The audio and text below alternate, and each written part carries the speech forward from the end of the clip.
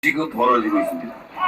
그동안 숨죽였던 우리 애국 보수들, 아니 숨죽였던 대한민국을 사랑하는 분들이 이제 들고 일어나고 있고, 그것이 여론조사로 반영되고 있는데, 특히나 어제 저녁에 놀라운 기적은 그들이 바로 20대 30대 젊은이라는 겁니다.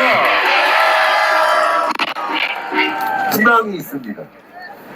우리가 광화문에 모여서 여론을 바꿨고, 그 여론을 바꾸는 그 상황에서 20, 30대 젊은이들이 나서고 있다는 거. 이 자리에도 말이죠, 지금 새해인데 20, 30대 젊은이들이 지금 상당히 많이 보입니다. 너무 감사하고, 그래서 우리는 더 책임감을 막중하게 가지고 싸워 나가야 됩니다. 최상목이가 배신을 때렸지만 우리가 그 배신을 딛고 일어나서 윤석열 대통령을 살릴 겁니다.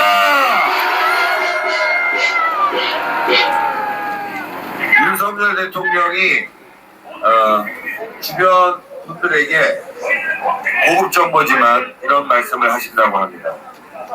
끝까지 싸우겠다. 광화문에 나오시는 애국자들, 그리고 관저 앞에서 싸우고 있는 애국자들을 보면서 날마다 눈물 흘리면서 끝까지 내가 싸우겠다. 대한민국 종북 주사파 척결에 앞장서했다. 네. 아마 어제 저녁에 20, 30대 젊은이들이 모인 모습을 보고도 더 크게 감동받았지 않았을까 생각됩니다. 사실 대한민국은요, 골병이 들어있습니다. 언제 무너져도 이상하지 않을 정도가 됐고, 사실 이렇게 골병 들어서 우리가 언제 죽는지도 모르고 죽는 날이 올지도 몰랐습니다. 이 개구리를 물에 집어넣고 밑에서 끓이면은 개구리가 물이 뜨거워지고 있지만 거기에 익숙해지면서 자기가 삶아지는지도 모르고 죽는다고 하지 않습니까? 대한민국이 딱 그 상황이었습니다. 삶아져서 죽는 상황인데 윤석열 대통령이 계엄령을 통해서 경고를 내린 겁니다. 이렇게 나가면 다 죽는다, 들고 일어나자, 이런 경고를 내린 겁니다. 그래서 우리가 들고 일어난 겁니다.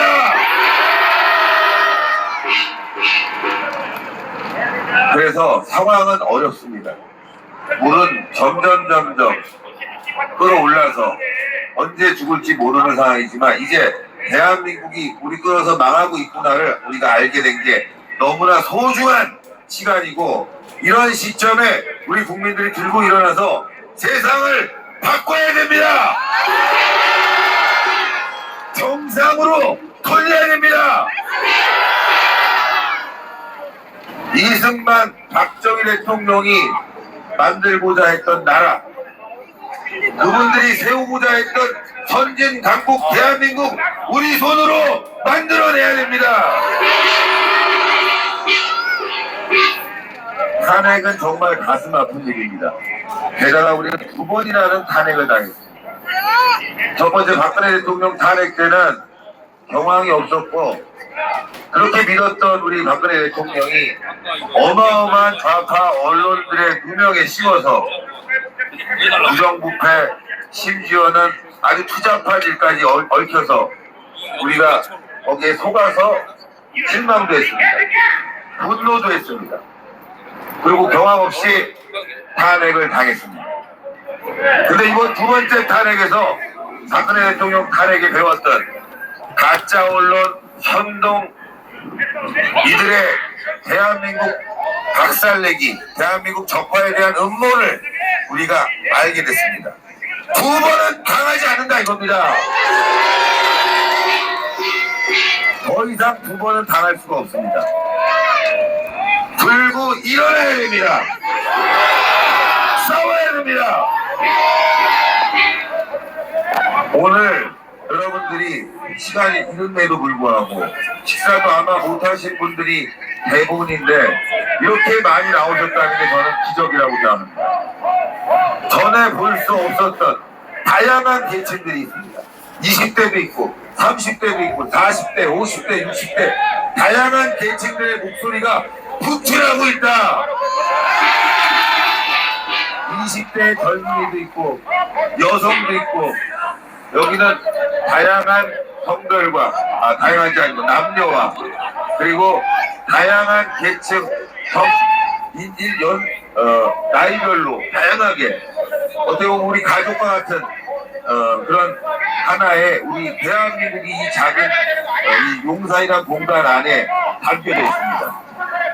제가 어제도 화장실 가려고 저 밑에까지 내려가서 화장실을 찾았는데 좌파들이 집회를 하고 있었어요. 좌파들이. 근데 인원이 정말 얼마 안 되더라고요. 그리고 곰곰이 구호를 좀 외치는 걸 들어봤어요. 내용이 너무 없습니다. 내용이 없어요. 저주, 복수, 갈등 이걸 보장하는 그 내용을 계속 반복하고 있는 한마디로 정신병자 집단들이 지금 탄핵을 일으켰다 이거 아닙니까? 그래서 저 정도 놈들이라면 우리가 쉽게 이길 수 있겠구나. 수준이 저것뿐이 안 되는구나. 우리가 충분히 싸워서 이길 수 있는 상대였는데 그동안 우리가 너무 과하게 평가했다. 이 자들을 너무 과하게 평가했습니다. 조직이 있고 돈이 있고 신념이 있고 그럴 줄 알았는데 보십시오. 조직도 없고 신념도 없고 부정부패로 돈만 있는 그야말로 썩어 빠진 집단이라는 걸 우리가 이번 탄핵을 통해서 전국 좌파 세력의 실체를 알게 됐습니다. 그래서 우리는 이길 수 있을 것 같습니다. 지금 저 다 옆에서 떠드는 거 신경 안 써도 됩니다. 왜냐하면 어제 젊은이들이 나와서 저런 모습을 보고 너무 기도 안 차갖고 말이죠. 야, 저 정도 수준분이 안 되는 인간들이었는데 우리가 그동안 벌벌 떨고 두려워 했구나. 현장에 나오니까 어떻습니까?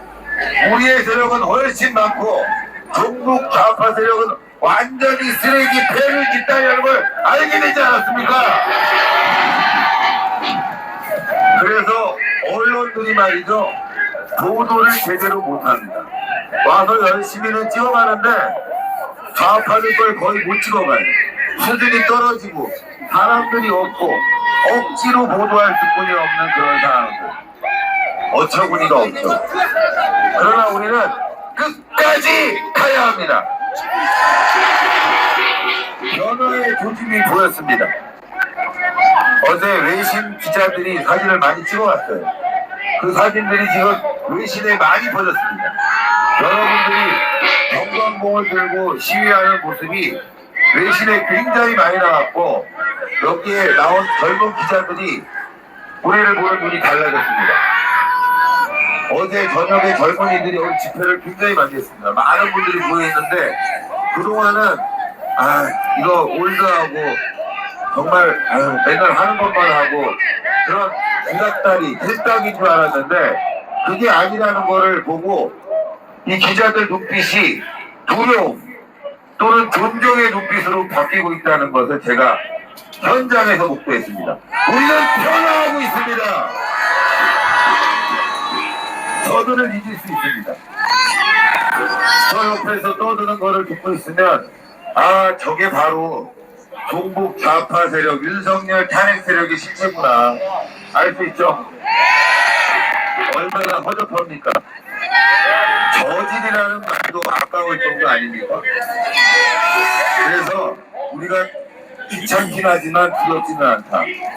그래서 이번 윤석열 대통령 탄핵을 보면서 우리가 큰 용기와 싸울 수 있는 힘을 갖게 됐고 대통령도 우리의 대열에 합류했습니다.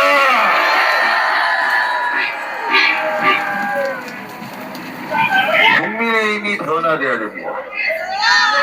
그런데 국민의힘은 이미 변화를 포기하고 퇴보로 가고 있습니다. 중도라는 있지도 않은 정치 집단의 허울에 빠져가지고 본질을 잃어버린 지가 오래돼 버렸습니다. 지금도 중도 포용이라는 어처구니 없는 말을 하고 있습니다. 여러분들 여기 계신 분들이 사실상 대한민국의 중도 아니겠습니까?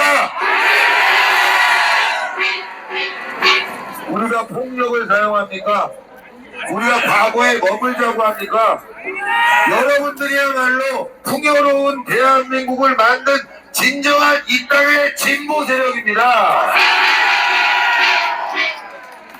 여러분들이 없었다면 대한민국은 없었습니다.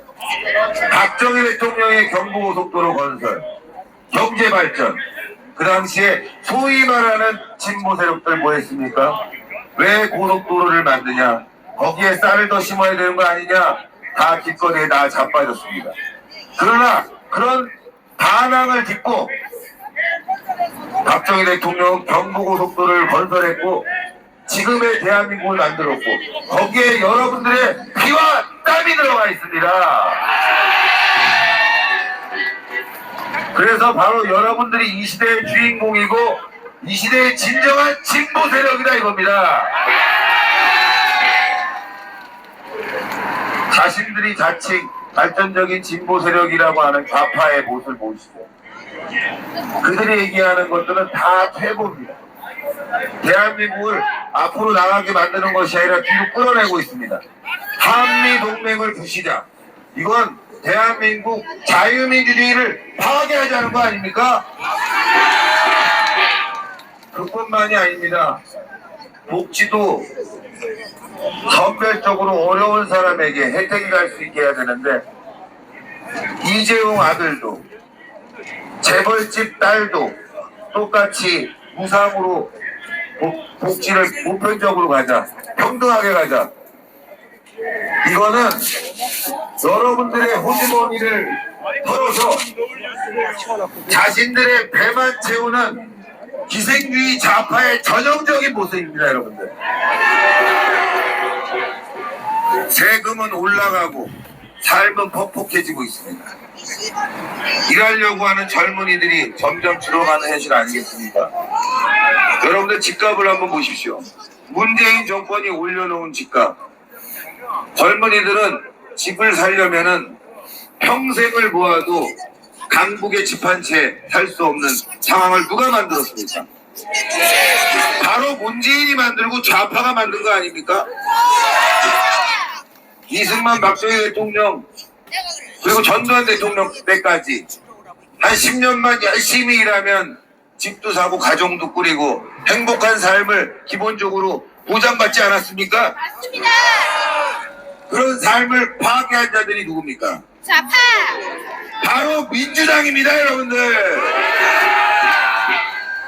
대장동, 백현동, 대구 퍼주기 엄청 많아. 선거법 위반 중대 범죄자가 대통령이 된다면 대한민국은 미래가 없습니다.